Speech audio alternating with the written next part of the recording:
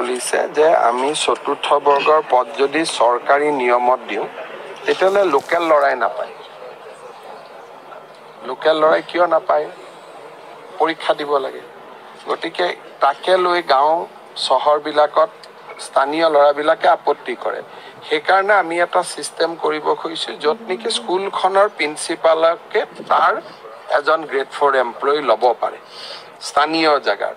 তাৰ কাৰণে এটা নীতি এটা বনাই আছোঁ, কিন্তু এইটো 26ৰ আগত নহয়, 26ৰ পিছত সেইটো ৰাখিব লাগিব। কাৰণ নহ'লে 4th গ্ৰেড এমপ্লয়ীখিনি বেলেগ জিলাৰ পৰা বেলেগ জিলাত গ'লে মানুহে বেয়া পায়।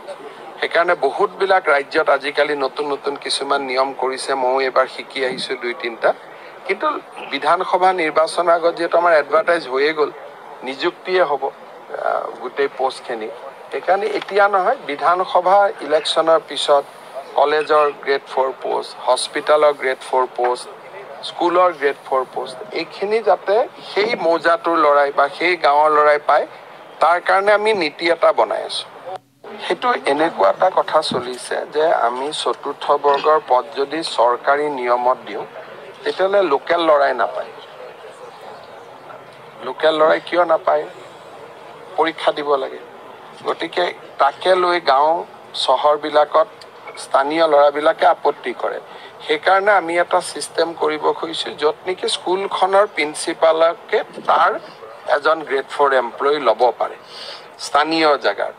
তাৰ কাৰণে এটা নীতি এটা বনাই আছোঁ, কিন্তু এইটো 26ৰ আগত নহয়, 26ৰ পিছত সেইটো ৰাখিব লাগিব। কাৰণ নহ'লে 4th গ্ৰেড এমপ্লয়ীখিনি বেলেগ জিলাৰ পৰা বেলেগ জিলাত গ'লে মানুহে বেয়া পায়। সেইকাৰণে বহুতবিলাক ৰাজ্যত আজিকালি নতুন নতুন কিছুমান নিয়ম কৰিছে। ময়ো এইবাৰ শিকি আহিছোঁ 2-3টা। কিন্তু বিধানসভা নিৰ্বাচনৰ আগত যিহেতু আমাৰ এডভাৰটাইজ হৈয়ে গ'ল, নিযুক্তিয়ে হ'ব গোটেই পষ্টখিনি।